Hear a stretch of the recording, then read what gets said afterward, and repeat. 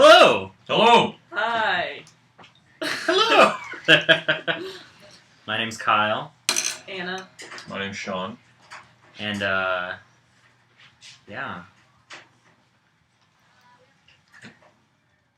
This is a hiccup, guys. It's gonna be one of those things my grandma's gonna be like, look, your show has really gone downhill. Stop the awkward. You should cut that part. We're starting out with the silence to prepare our listeners. Right. It's a heavy episode today, Deep, actually. thoughtful. It is pretty heavy. We tend to, we joke around some, but, sometimes you don't need to do that. So No. today's going to be one of those days. I feel really bad because on like the last episode or something, you talked about how people always like laugh even when you say like serious things, Yeah. and I stopped myself from laughing When he said that? when he said that. Oh, Yeah, I know. Sorry. Wow. I honestly am going to be very mindful of not saying anything that could be perceived as a joke this episode, because Yeah. I'm not kidding about It's one of this. those things. One of those things. You can't. I mean, you can, but You should. it's like Helen Keller jokes. You shouldn't tell those. You know? We have a special guest off screen today. Very Mr. special David. for Kyle. For David Smoke in the back here. Did You might see hear through some noise. If you look through that little crack, Right- you might right see here. his You might see belt. people moving. Okay. Mhm. Sean's not the only redhead in the studio today. There you go. We have Tara Kuhn. Mhm. Woot woot, my Woot fiance. Yeah, I don't know if you heard her, but that was her voice. So, if she laughs or something, there you go. It's like when we used to have McNair on the show. You Yeah. just kind of occasionally Yeah, say something. you could see like his ear. Yeah. McNair's ear was a very consistent guest on this show. Oh yeah. Oh yeah. So it looks like we got about 40 seconds. Today's show, we're going to be talking about mental health. That's why we're saying it's kind of a serious topic, and obviously we're going to approach it in more of a lighter manner, hopefully. But there will be some kind of heavier parts and stuff. Yeah. So, Yeah. but I think it's going to be a good show. But we got 20 almost 20 seconds now. Let's do this. You guys ready? Let's rock and roll. Let's rock and roll, Do both. both at the same time.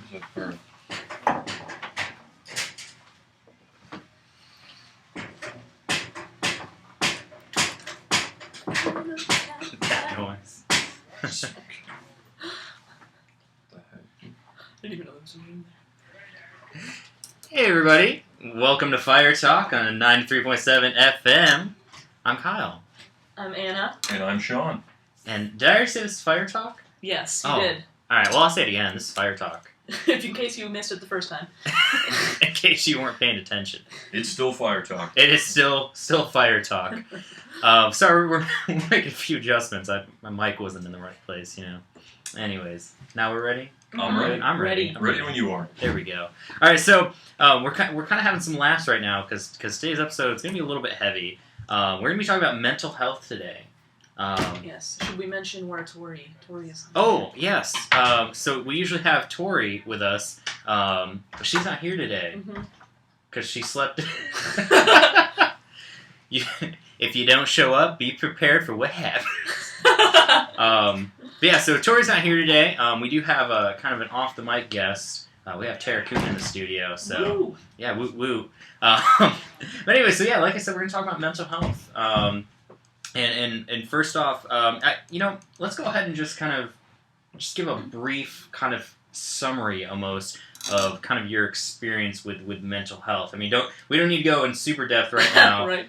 I don't need to Whole hear testimony. your testimony or your medical history or anything. But I mean, do either you or someone you know maybe suffer from some kind of mental health disorder or illness? I guess I'll start with myself. There's no one in my family that has, there's no one in my immediate family that has medicated mental illness, but I would say definitely depression and alcoholism because of depression has been consistent in my family. So, yeah, I know a little bit about that. Across the board, my family has, been blessed enough to not have to deal with things like that. Same with myself. God has just, in His grace, kept me from that sort of thing. And that's just kind of where I'm at right now. I've had a couple friends that have had, things like anxiety or depression before. But to tell you the truth, I'm not very well educated in terms of what that journey was like for them. Mm-hmm. Well, after today's episode, you will be. Good. Yeah, myself, I've kind of struggled with depression, anxiety, a few other things, and there's some history of mental illness in my family. So this is definitely kind of an episode that's kind of close in my heart. And I know, Anna, you were really looking forward to doing this. So I want to just jump in real quick, kind of get the statistics out of the way, because I want, we talked about this. This episode really is more about just you listening out there, whether you're listening or watching on YouTube. If you go to YouTube, search Fire Talk Season 1. You can watch our live stream. But whether you're listening and watching, this episode is more just to hear about, just to open the conversation. I think that's really what we've done a lot thus far. I mean, our last episode, especially talking about gender roles in the church, was really all about just kind of creating that conversation. So, Right. Absolutely. So here's kind of some of the statistics. All these statistics are actually from the National Alliance on Mental Illness. So first one is 1 in 4 students have a diagnosable mental illness. Wow. And unfortunately, 40% of those do not seek help at all. No help. 80% of students feel overwhelmed by their responsibilities, and 50% have been so anxious they've actually struggled in school. And I know for me that's actually been the case as well. I know it's caused me to struggle. 36.4% of college students reported that they have experienced some level of depression, and that was back in 2013. So I'm assuming that's probably stayed pretty consistent at this point.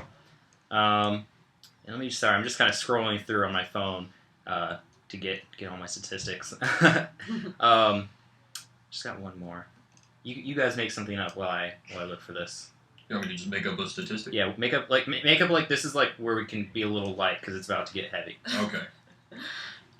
Yeah, I don't really know how you make up statistics on mental health. That's not very. Okay, so this one's actually the pretty heavy one. This is the one that I was specifically looking for. Mm-hmm. Statistics actually show that 10% of college students have thought about or made a plan to commit suicide. There are actually over 1,000 suicidal deaths on college campuses in the U.S. every single year. And this was reported by Emory University. Mm-hmm. So just there, I mean, obviously we're going to be kind of focusing on universities, Right. specifically just kind of people our age. I mean, those are pretty crazy statistics. I mean, those aren't 0.5%, Yeah. I mean, what does that make you guys think about maybe on this campus alone? I mean, obviously we're kind of a spiritual campus. Do you think that would lower that? Do you think that would raise that kind of statistic? Would it be the same across the board? What are you guys thinking? Yeah, I suspect that even as a Christian campus, I think we're probably the same across the board. Mm-hmm. Now, we certainly have a community available to us, and we have resources available to us that other campuses may not necessarily have. But I don't think it's fair to say that we're somehow exempt from that, or it would somehow be worsened by our surroundings. So yeah, I think we're probably on par with everybody else. And I suspect across the board it's pretty even. There are challenges here that we don't have, that you might have at another university, but there are challenges here that are unique to us, and I think both can be equally as damaging and difficult as somebody's mental health. So that's what I'm going to say. Yeah, and I think that it would be dangerous to assume that just because someone's a Christian, they're not struggling. I know there's a verse in the Bible that says, in this world you will have trouble. It's just because we're a Christian doesn't mean that we're not struggling with depression or mental illness, especially if it's caused, by genetics or an imbalance. You can't, being a Christian wouldn't change that. I'm a Christian now, so I don't have to struggle with genetics. My genes are clean. So again, going back to those statistics, let me bring up that first one. What was that one that was 50% or something? Right. Let me go back to that first one. Again, just scrolling through my phone. 50% have felt so anxious that they've struggled in school. So that's 50% of college students.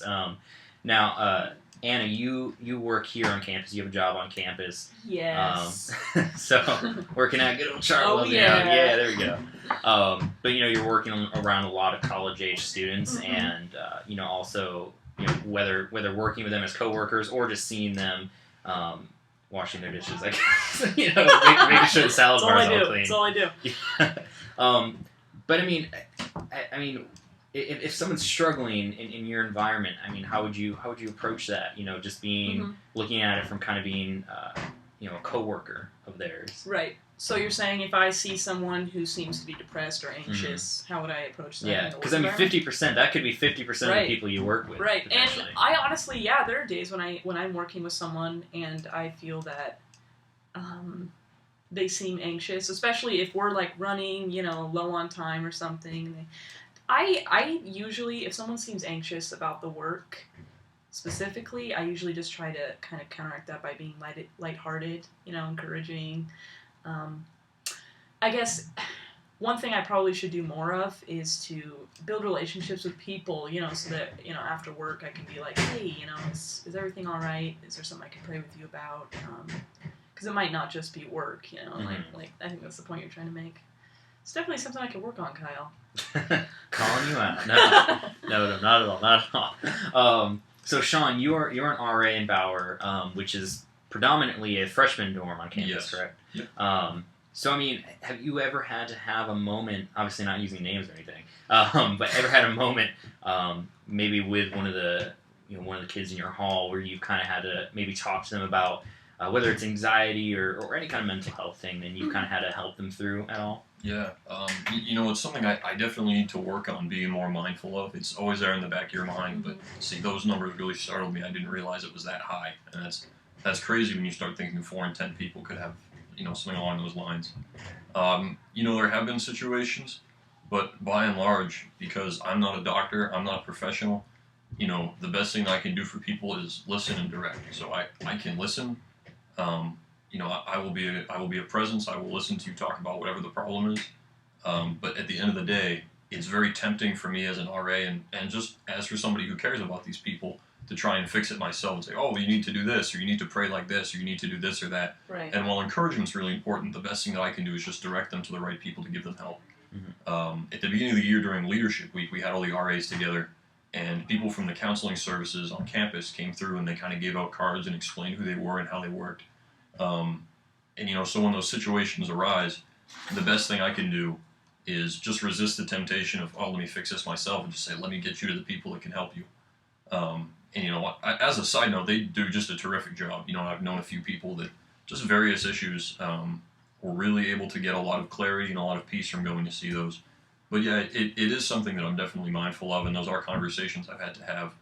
And the important thing to remember, I guess, is that, not to sound wrong, but that's not my job. I need to get them to people who can help them properly. I agree. Yeah, and I think it's important to kind of note the difference between, actual depression and just kind of just feeling sad a little bit. Like, Right. I don't want to lessen that, but I think there's going to be some times in life, especially in college, where it's going to be like, man, this really stinks. I have so much homework. I have papers due. I have all this stuff.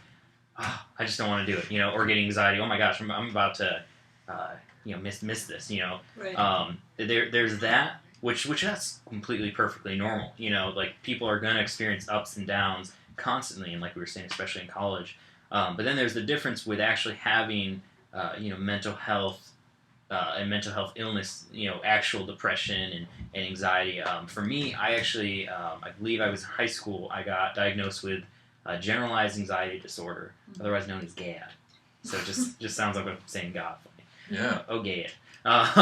So I got diagnosed with that, and my mom struggled with some kind of different forms of depression as well. So that's kind of through genetics, kind of got passed down to me as well.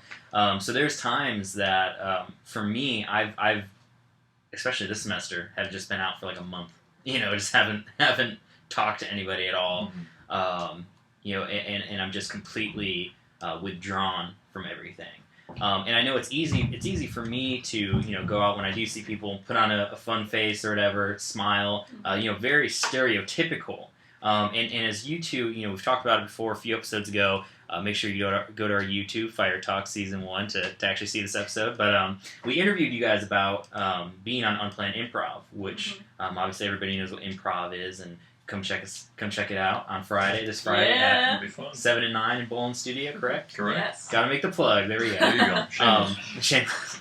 But you guys, are part of Unplanned Improv, which, is all about laughs, making other people laugh. But have there been times when you guys have, either one of you, had to put on a face, go out there, maybe when you were struggling with depression, whether it be full-blown mental illness or just today kind of sucks. Right. Right. So, I mean, kind of tell me about a time that maybe you had to go out there, perform, and pretend like everything was okay almost. I don't know if I can give you a specific day, but everybody has those, where you got to go out and just, I don't want to say get over it, but certainly try to put it out of your mind in the meantime. Yeah.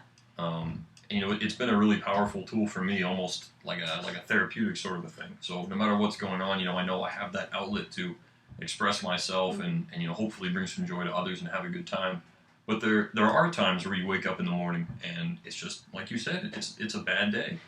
And something's going wrong, something's going on at home, whatever, what have you, and you're saying, boy, in a few hours I gotta go be the happiest, most fun person on stage, like that's gonna be my job. And I think that can be difficult. And I don't know where everybody on the team stands in terms of mental health, but I suspect that everybody has those days, certainly of varying degrees, where you do have to just kind of do what you can to overcome that and push on. Yeah, definitely. I would agree with that. And I think just being, I guess for me, part of maturing was learning when to talk about how I'm feeling and when to not talk about it, And I would say, though, on a different side of the coin, that was an awkward phrase. Anyways. On the little edge. On the little ruffled edge on the side. Sometimes I feel being on a Christian campus or being in a church, we tend to put on a mask too often. Yeah. And I think part of that is just something we learn to do because maybe if we're struggling, if we have major depression for a length of time, or if it's just like you said, a bad day, you try to talk to people about it, and they have their own problems or they don't care, that you just need to pray about it, kind of platitudes. And so I think that's something we learn to do. We learn to be happy, when we're in situations where we need to be happy. And then, so I don't know. I guess being on Unplanned Improv, I know that especially, people see me as a funny person. So, like on campus here, that's just how I am. But I think as Christians, we have to learn how to be able to mourn with people, be in that place with people and not feel like we need to be happy, or that they need to be happy if we're, with someone. Yeah. And I think that's an important point to point out, is that the church on the whole, it seems like we kind of push this under the rug almost. Mm-hmm. And especially for me, I've talked about it before, I believe on the show as well. I was a children's pastor all summer long. I've done children's ministry for almost 10 years. And I know for me it was one of those things, I never talked about it. I made subtle things about it. Mm-hmm. Obviously, one, it's tough to talk to kindergartners to fifth graders about it. Yeah. Maybe fifth grade is a little bit easier, but when you have a group of that wide range, you can't really talk about it. But I also didn't really want a lot of people to find out about it necessarily, because there's just a stigma in my mind of how the church viewed it. Mm-hmm. I don't necessarily have a thing of, this is why the church does it, but I mean, how do you think we counteract that? I don't want to sit here and say, the church is doing all these things wrong. I think it's okay to just blanket, hey, we push it under the rug. But how do you think we can counteract it? How do you think we can talk about it more? Or is it just from talking about it? Just maybe I should have over the summer been like, hey, I have depression or anxiety. What are some of the solutions you guys can think of? I think the best thing that we can do is really, and I said this last week when we were talking about gender roles, and I don't want to have a cop-out answer, but learn. Mm-hmm. Like you said, there is a difference between serious medical conditions and feeling a little down. And on the opposite end of the spectrum, there's those people that can always seem to find a reason to be upset and angry about something. And I think, a big thing for us is happiness versus joy. And as Christians, we put a lot of emphasis on joy. We got to be joyful, we got to be joyful, we got to be joyful. And that's very important. That's a very Christ-like element to have. But I think over time, we've confused happiness in the moment with joy. And I think joy is more about having a future hope rather than just being happy. So we act like it's some kind of sin to not be happy. Like, you're unhappy, therefore you're not joyful, therefore you're not doing this right. And I think we need to look at that and realize that that's false. And like you said, mourn with those who mourn. Like that's very biblical. Man, that's really important. And I think that's about it. Mm-hmm. That's good. And I don't know. I think sometimes we also get this image in our mind that, like, if you have been saved and you know that, like, we're going to heaven, there's no reason you should be sad, like, because Jesus died and resurrected, and, we have all this, we have hope, like you said, a future hope. And the thing, I don't know, the thing that I remember, the Bible calls Jesus a man of sorrows, and I think that despite the fact that we have a future hope, there's still present problems in that we do need to learn. We need to learn how to live with people in that situation. We need to learn when we need to point them, like Sean said, to counselors or to other help. And just as Christians, keeping our heart open to the Holy Spirit and what He's saying, because He ultimately knows what people need. Mm-hmm. Absolutely. I like what you say about, being a man of sorrows. Like, sometimes we forget the way that Jesus was. We kind of have this version of Him in our mind, but we're looking at, a homeless former orphaned carpenter, and his closest disciples were all blue-collar workers, and everybody was out to get him. Like, that's it's exactly, it's almost comical how ridiculous that is. Like, and then we just have this vision of Jesus as floating around smiling all the time. I think He was a very sorrowful person. Like, because he comes down even in this state, and He was continuously rejected. So that's a very good point, Anna. I think having sorrow is perfectly Christ-like, and even if it's not mental illness, like, it's okay to be sad about things. We don't need to stigmatize it down to every little detail. So I think that's a really good point. I just wanted to plug a joke. I think you get the floating smiling Jesus from those little felt boards, from like Sunday school. It's always what He looked like. Shout out to Sunday school. Shout out to white Jesus. Caucasian Jesus. Oh my. If my grandma watches this later, which she probably will, make sure you just say to Grandpa, just talk about Caucasian Jesus. He'll get the joke. It's an inside joke. Anyways. Back on topic, what you guys said was phenomenal. I know myself and our off-screen guest, Tara Kuhn, who's my fiance. She's beautiful. But I know we've made a big mission in our life to try to destigmatize mental health, because we've both struggled with it. Her big in high school, and myself just, honestly, throughout my entire life.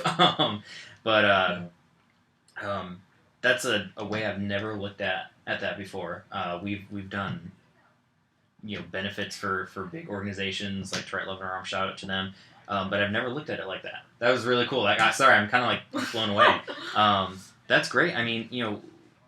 That's the biggest thing right there. As a church that keeps pushing it under the rug, and we create this perfect image of Jesus. I'm just reiterating at this point, but really, to view Him as a man of sorrows, that's, again, I'm just kind of blown away. Wow. Sorry, I really am. That's crazy. So I guess trying to move on, trying to get myself back on track now. Do you guys have anything? Sorry, I'm still actually processing that. I do have something to comment. I have a story. So, ministering to people with mental illness, that could be that. That's a good topic. I remember on my first or second missions trip, we went to Chicago. And we went to this church, and it was in the inner city, and there's all these different kinds of people. And we go in, and they're like, just go, if you feel led by the Spirit, pray with someone. So I'm just, wandering around. There's all kinds of people in here. So I go up to this lady, and a little bit of foreshadowing. I didn't know this at the time, but she had schizophrenia. And that was a very interesting experience. She got really mad at me, started screaming, and said she was going to call the cops if I didn't get away from her, and, all this stuff, and I'm like, I don't know what I just did. I'm, 15, just learning how to spread the gospel, really bad at it.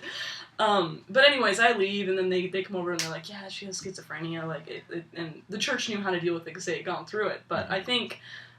as a 15-year-old, obviously, I did not have the resources yet or the knowledge of how to deal with that, but there will be people, and then that deal with those things that come into our church, into our ministry, maybe into our future jobs, and we have to know, how to minister to those. And because it's not, I think sometimes stigmatizing. We can stigmatize people with mental illness as like a separate category of people, but everyone's, we're all people, Yeah. and someone with schizophrenia is just as normal as someone with, without a mental illness. So.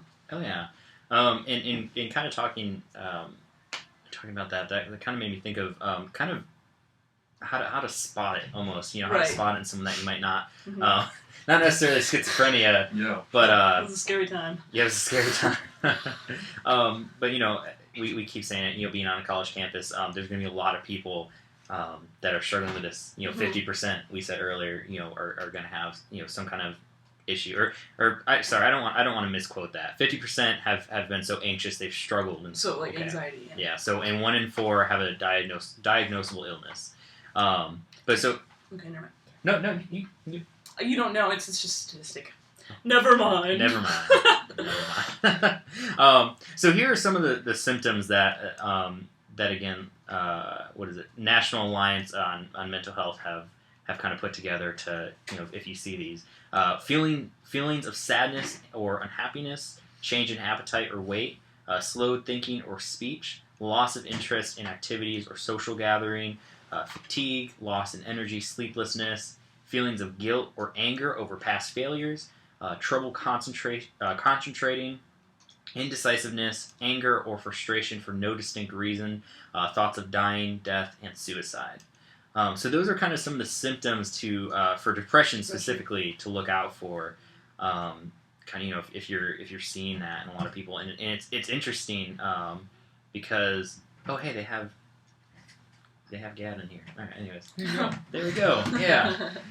But those are kind of interesting. I know for me, I went through almost all of those this semester alone, and I think at first I wasn't for myself, and this is kind of more for anybody listening that's struggling with depression, anxiety, thoughts of suicide, anything like that.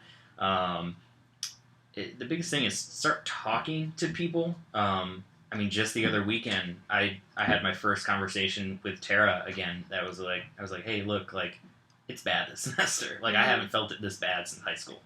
I remember in all through September, people kept asking, like, hey, where were you all week? Yeah. So the biggest thing, it might feel awkward. When my grandma watches this, she knows most of this. So it's not really going to be new to her or anything, but I know it's awkward to kind of talk to your family or friends or something, but just do the small things, make the small steps. For me, the first step was telling my roommate, telling Nick Kaufman, shout out, but just having a little conversation. Hey, just so you know, like, I'm not even going to classes. Like, you need to help me, like, go to classes, and you need to, like, or not you need to, but would you mind helping me? And just kind of saying a little bit, like, it's, I'm kind of struggling with this. And that already started making me feel better. And then again, talking to Tara, my fiance, about it, made me feel even more better. Just so I wasn't alone, because when I was alone, that's when it got the worst, So, again, I'm kind of losing track of different ways, and I knew that was going to kind of happen today. Right. Yeah. Just because of all the information we're kind of covering here. But for you guys, again, I keep focusing on the comedy element. Do you guys think? I know for me, I like to use the jokes and stuff to kind of mask the pain. We were talking already about putting the masks on. Do you think? Do you think that there's a problem with that if you're doing that so much, but you're not telling anybody? Where does that become? Okay, it's helping me cope. To where does that become from that to okay, it's actually being a serious issue. You're using that too much. Right. What's that line? I think that's a person by person thing, but I think at the point where it's getting worse instead of getting better, at that point, it's not helping you anymore. Like if being just a really cheery person in general, like sometimes you have a bad day and you need to put on that face and that helps you get through it. Like that's okay. Like like you were saying, like sometimes that's a part of the adult world. Like if every time something bad happens, you react very strongly to it, you're not going to live a very happy life. So sometimes you just have to buck up, as my dad would say, and just kind of go for it. And you'll find yourself Right. very quickly being like, oh, it just is whatever. But at the same time, when you continue to do that, and you continue to put on that face, when you continue to have that attitude and fake it, so to Yeah. speak, or to use comedy, the way that we do it, or other ways of doing it, just being a very joking person, and that doesn't get you anywhere. At that point, I think it's not only unhelpful, I think it's unhealthy. And really, what that's doing is just taking you backward. That's just wasting valuable time Mhm. that you could be using, to get help. And what's worse is it's making other people think that you're okay when really you're not. Yeah. And I think a big thing with this is there's no reason to be ashamed of it. Like Kyle, you've been talking a lot about your personal experience, and I really I look up to you quite a lot for that. That stuff's not easy, and I hope people listening in can really think and do the same thing. And someone that's done this really well is Wayne Brady. It's funny that we're talking about improv. I remember after Robin Williams died, that was such a shocker to everyone. Like, oh man, how could such a happy, jocular person just, die? Like, that's just crazy. I didn't know he had this. Nobody knew this was going on. And Wayne Brady kind of came forward. For those of you that don't know, he's a improv comic. A lot of people know him for Whose Line Is It Anyway? He kind of came out and said, yeah, I struggle with this too. Depression's a big problem for me. He talks about his 40th birthday. He just sat in his room and cried on his bed, and that's all he did. And that was really shocking to me. I was like, no way, like Wayne Brady, like the super happy, funny guy. But then you realize, like, people that do those things, either in their personality or professionally, they're not immune to that. So I guess to answer your question, I went on a tangent too, but that's just an example of what we're talking about, I guess. So when you're not getting better, when it's not helping you, it's time to stop. Is my point. Yeah. I completely agree. And I struggled a lot with depression in high school, and the thing is about me, I know my triggers. Like, I know when things are getting bad, and one of mine is I sleep a lot when I'm depressed. And actually, it's funny because in high school, before I got saved, I was very depressed, and I was sleeping all the time. And I actually got saved through a vision in one of my extended naps after school, and it was crazy. But yeah, for me, I know when that's happening, and I know that even when if I go to improv and I do some comedy that's not helping, and those things are just it's like you're fighting against the current rather than it like actually propelling you forward. Like, the comedy's not making me feel better; it's just a mask, and then later I'm going to go to my room and be depressed again. So. I know when those times happen, and I think you're right. Like, you just have to talk to someone. You can't just be alone, because that just perpetuates it. And especially for me, I'm such a analyzer. I think about everything, and so it just makes it a new cycle. And Anna, for you, whenever you struggle with depression, what are some other ways to kind of cope with it? Right. We talked about.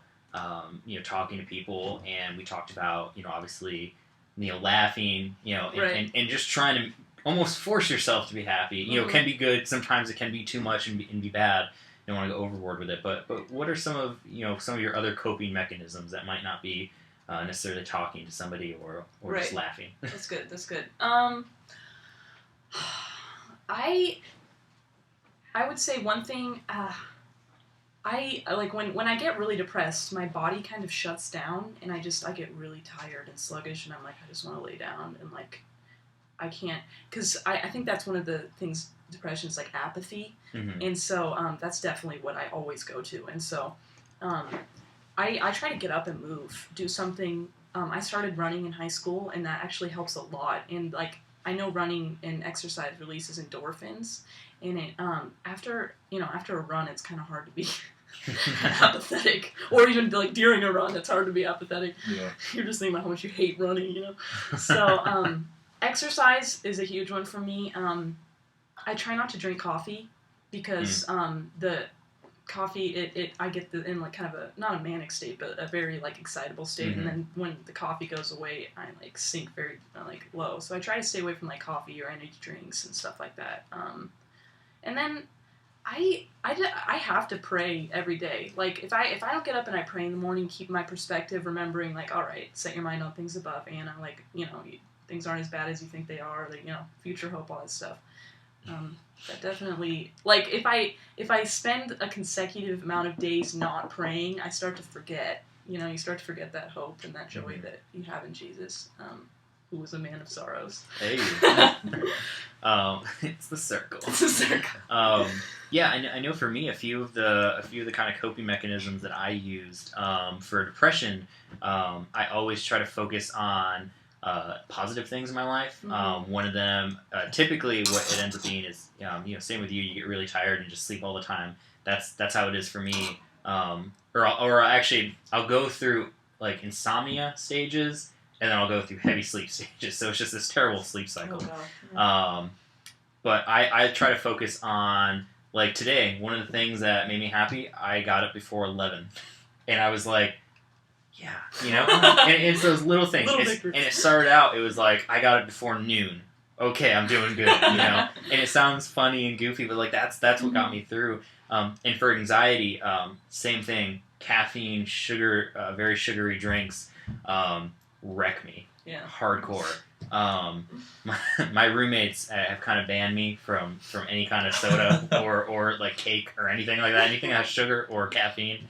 Because like you were saying, I kind of go through that manic, which if anybody's listening, the best way to describe manic, just very, it's like the high, the high versus the low, very, very high. And I think they my roommates would describe me after like having like a soda or something as like, probably they would say, yeah, he takes his shirt off, tries to rearrange the entire room, then stands on top of the bunk bed, yells top rope, and then dives onto somebody. So, there you go. It's definitely, I'm going to keep that in mind moving forward. No idea you So those are some of my coping mechanisms. Now kind of moving from depression, kind of focusing on anxiety, Mm-hmm. and then we'll kind of end off with the heaviest part, kind of the suicide part. Anxiety. We've talked about depression and stuff. I think anxiety is something that people, I would say, and you guys can feel free to disagree with me, free country and all. But I would say anxiety is something that people tend to believe or are able to more recognize or feel like, yeah, I've felt anxious before. I think depression sometimes is like this big word, and people are like, no, I've felt sad, but I've never been depressed. Yeah. But I think anxiety, people Right. more so have been like, oh, I've had some anxiety. Mm-hmm. What's your guys' experience been with specifically anxiety? Um, Again, we don't necessarily need a medical history unless you want to Right, get into it. right. No, well, I think, honestly, and I think you're right, we live in a very fast-paced society where stress is just, it's something you deal with if you want to be successful, climb the ladder, all that stuff. But personally, I don't get anxious a lot. I'm an ENFP, shout out to all the ENFPs, if you know what that means. But I don't get anxious very often. I do get, feel stress, pressure. I tend to, honestly, it's kind of funny, but when I feel anxiety coming on, my mind flips it and I get depressed. Isn't that weird? Like, my mind's automatically, no, I'm not going to handle it. I'm just going to go take a nap. I'm not going to let you feel anxious. I'm only going to let you feel depressed. Yeah. That happens to me a lot, though. But I definitely agree with you. I think anxiety is a big problem, especially in America. Yeah. Absolutely. I think, we do live in a very deadline, upgrade, hurry up, make everything better kind of society, especially on a college campus, where that's a lot of what we do. And certainly a lot of it's very appropriate, given the fact it's an academic setting, like, gotta write papers, do your homework. I can't really say that I've been diagnosed with an anxiety disorder, but I've certainly had times in my life where I felt anxious. I can remember leading up to coming to Southeastern, the months ahead, I really think that was the most anxious that I'd ever felt before, really, about anything. And it was one of those things where it was like prolonged, but like in the months leading up, I had a hard time sleeping every night. Like every night consistently, I had a hard time going to sleep, which, that's just not a problem for me. Like, I don't understand insomniacs. Like, I sleep like a champ every night. So I knew like something was very off with me. and that, I don't know, that really was just it. And the best thing that I would try to do is just get, healthy perspective, and pray as much as you can.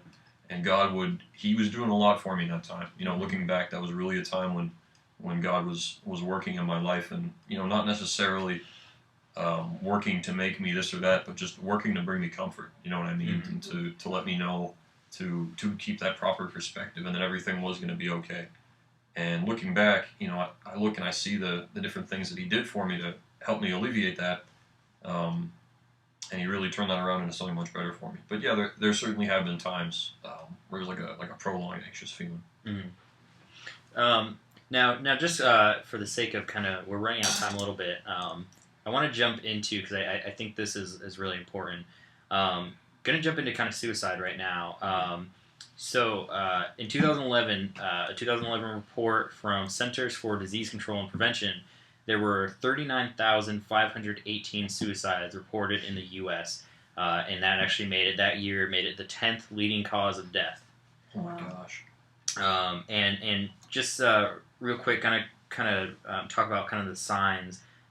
Depression, negative change in mood, sense of hopelessness, talk of suicide, wanting to die, or dropping hints about suicidal thoughts, abrupt change in personality and behavior, extreme physical and emotional pain, which I think that's really important.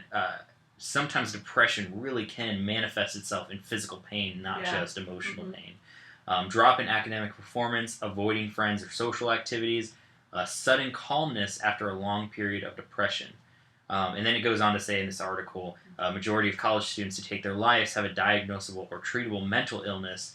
Causes for suicidal behavior vary drastically, but can include severe depression, anxiety and devastation from a broken relationship or a lost loved one, family mental health history, and feelings of failure and hopelessness. I know back home there's a college called Ithaca. Is it Ithaca College? I'm asking my off-screen representative. Ithaca University, Ithaca College. We'll go with that.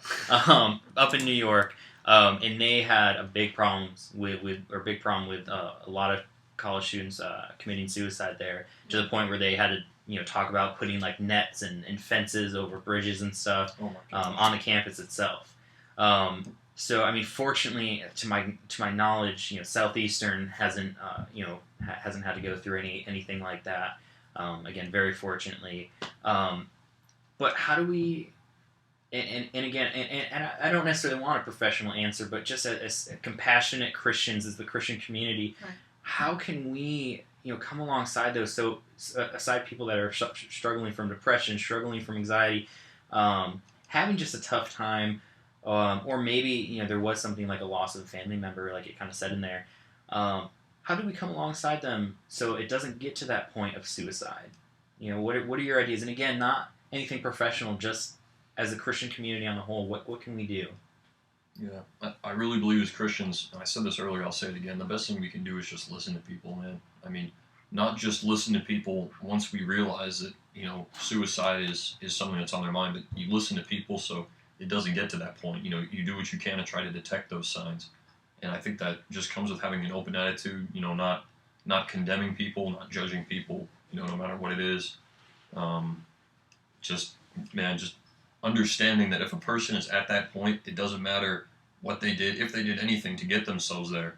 All that matters is alleviating that in the best way possible. Mm-hmm. And that can also mean, understanding you can't do that yourself. But regardless, I think listening is so important. Listening once you find out people have this problem, and listening so that you can find out that people have this problem. Mm-hmm. And I think if we can do that a lot better, it is really my hope that things will improve. Yeah. One thing I think, maybe that Southeastern has ahead of other colleges, we have a no drinking policy, and I think Mhm. alcoholism and drug abuse is has a big effect on college students and suicide rate as well as depression and all that. But one thing I think, and the only thing that we personally can do, well, there's two things we can do. We can always be praying for those we know around us who are struggling. But it would break my heart to know that there was someone around me that didn't have a support system, didn't have those close friends that they felt that they could be, vulnerable with, because I know there have been points in my life where I didn't feel like I had close friends, and that is the worst feeling, that loneliness. And there are a lot of other factors for suicide, but that's one of the ones that we can, be a part of the solution. And so, I don't know, just being a good friend, being a good listener, being that support system for people, and praying, and hoping, praying God will fill in for the rest. So. And I think it's important for anybody that doesn't necessarily struggle, like you guys are both saying, listen. We read off a few symptoms for depression and suicide, things to watch out for. Really watch out for those. I think there's sometimes a gut feeling that you get when you hear, oh, that person's not going to class or struggling in homework. There's okay, they're either slacking off, or there's sometimes that gut feeling you get where you're like, oh, maybe there's something more. Yeah. Even if there's not, just talk to them, because maybe you can help them get to class and stop slacking off, or maybe you can help them through a very depressed time in their life, or whatever it may be.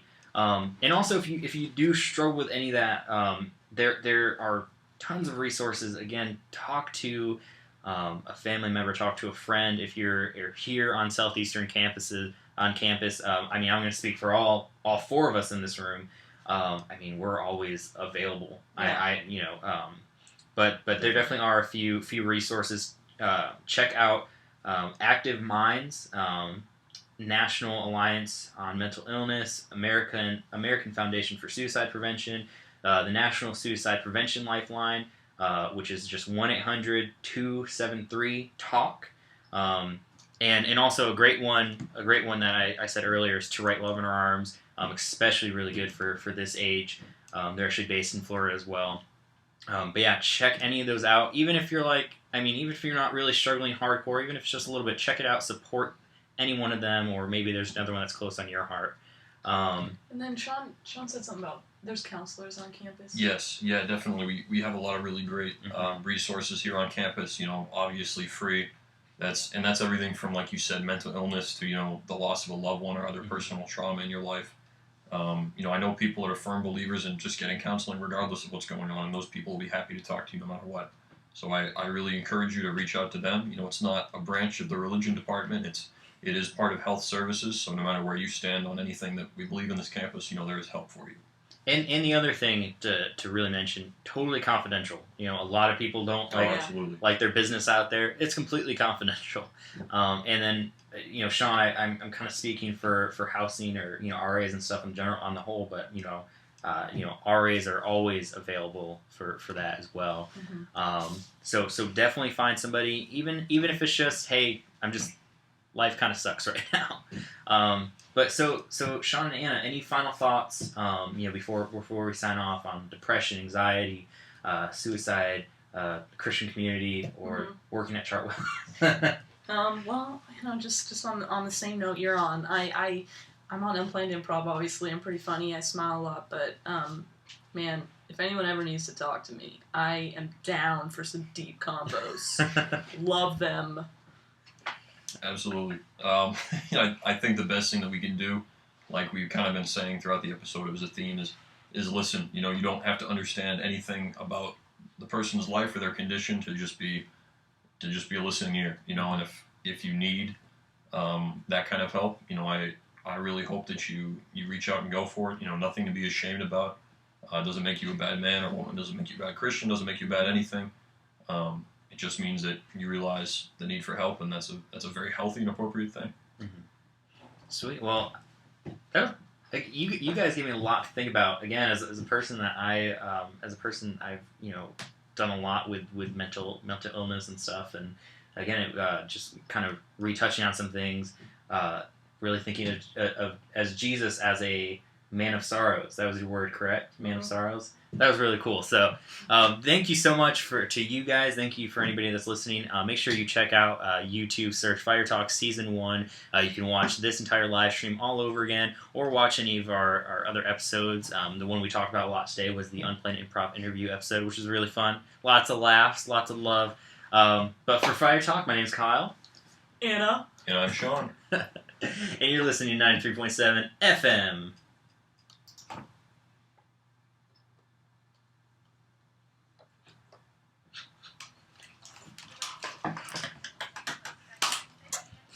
started hearing Pirates of the Caribbean music, and I was like, I don't know what's going on. That was a weird segue. Anyways, thank you so much for anybody that watched live or is going to watch and my grandma's going to watch later, so shout out. Deuces. Yeah. Bye, Felicia. Bye, Felicia. Anyways, thank you so much, guys. Bye. Bye. Bye. Bye. Bye. Bye. See you.